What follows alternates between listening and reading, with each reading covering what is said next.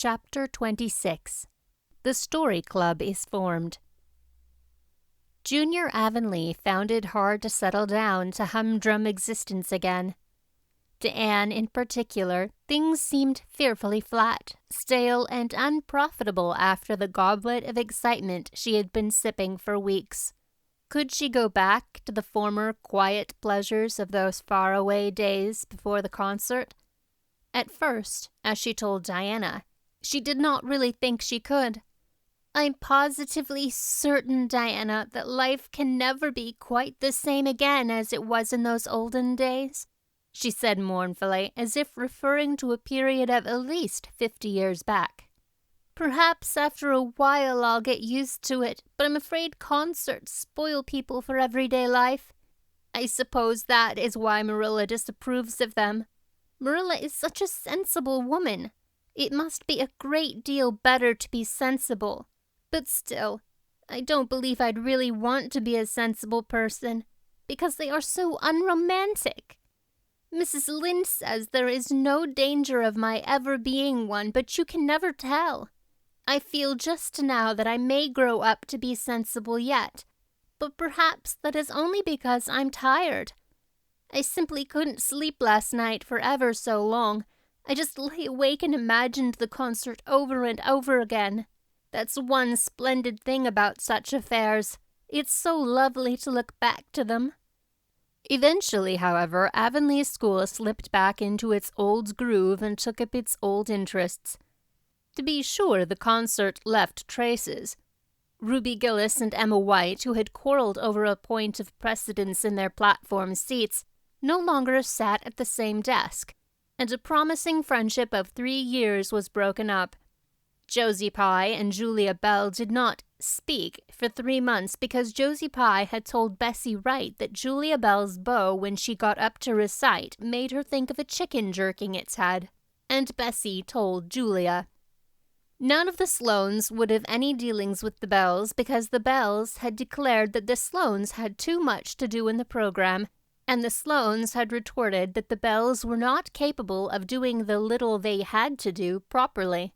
Finally, Charlie Sloane fought Moody Spurgeon McPherson because Moody Spurgeon had said that Anne Shirley put on airs about her recitations, and Moody Spurgeon was licked. Consequently, Moody Spurgeon's sister, Ella May, would not speak to Anne Shirley all the rest of the winter. With the exception of these trifling frictions, work in Miss Stacy's little kingdom went on with regularity and smoothness. The winter weeks slipped by. It was an unusually mild winter with so little snow that Anne and Diana could go to school nearly every day by way of the birch path. On Anne's birthday, they were tripping lightly down it, keeping eyes and ears alert amid all their chatter, for Miss Stacy had told them that they must soon write a composition on a winter walk in the woods, and it behooved them to be observant. "Just think, Diana, I'm 13 years old today," remarked Anne in an awed voice. "I can scarcely realize that I'm in my teens. When I woke this morning, it seemed to me that everything must be different. You've been 13 for a month, so I suppose it doesn't seem such a novelty to you as it does to me. It makes life seem so much more interesting. In 2 more years, I'll be really grown up. It's a big comfort to think that I'll be able to use big words then without being laughed at. Ruby Gillis says she means to have a beau as soon as she's 15, said Diana. Ruby Gillis thinks of nothing but beaux, said Anne disdainfully. She's actually delighted when anyone writes her name up in a take notice, for all she pretends to be so mad. But I'm afraid that is an uncharitable speech. Mrs. Allen says we should never make uncharitable speeches, but they do slip out so often before you think, don't they? I simply can't talk about Josie Pye without making an uncharitable speech, so I never mention her at all. You must have noticed that. I'm trying to be as much like Mrs. Allen as I possibly can, for I think she is perfect. Mr. Allen thinks so too. Mrs. Lynde says he just worships the ground she treads on, and she doesn't really think it right for a minister to set his affections so much on a mortal being. But then, Diana, even ministers are human and have their besetting sins just like everybody else. I had such an interesting talk with Mrs. Allen about besetting sins last Sunday afternoon. There are just a few things it's proper to talk about on Sundays, and that is one of them. My besetting sin is imagining too much and forgetting my duties.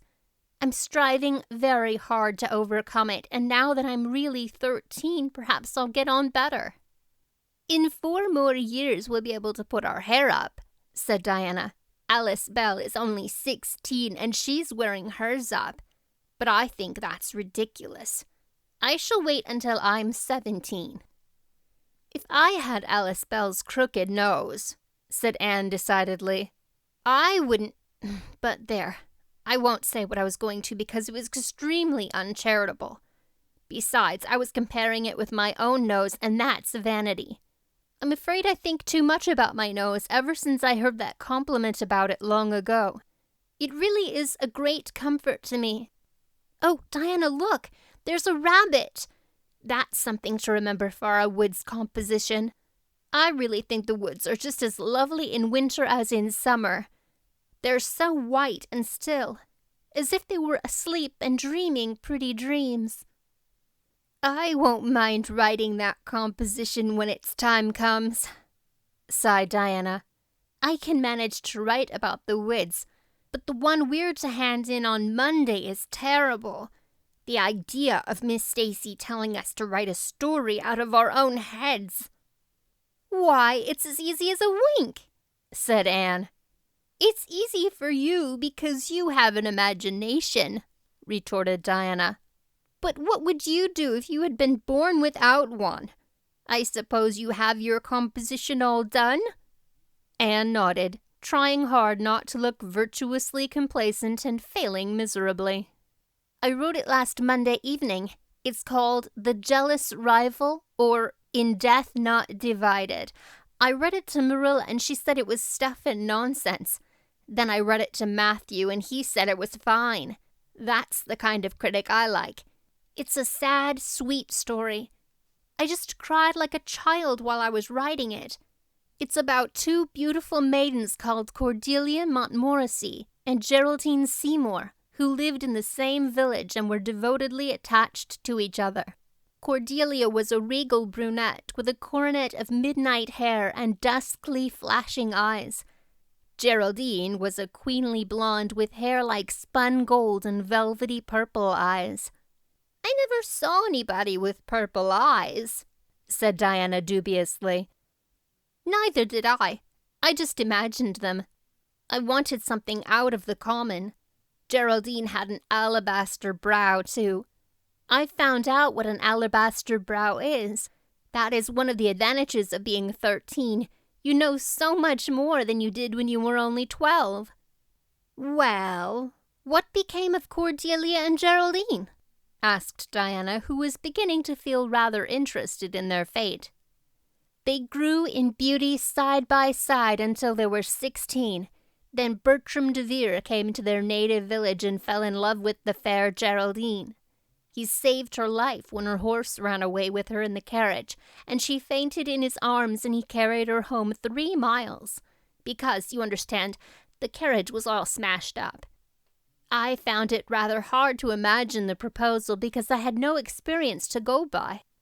I asked Ruby Gillis if she knew anything about how men proposed because I thought she'd likely be an authority on the subject, having so many sisters married. Ruby told me she was hid in the hall pantry when Malcolm Andrews proposed to her sister Susan. She said Malcolm told Susan that his dad had given him the farm in his own name and then said, "What do you say, darling pet, if we get hitched this fall?" And Susan said, "Yes, no, I don't know. Let me see." And there they were, engaged as quick as that. But I didn't think that sort of a proposal was a very romantic one.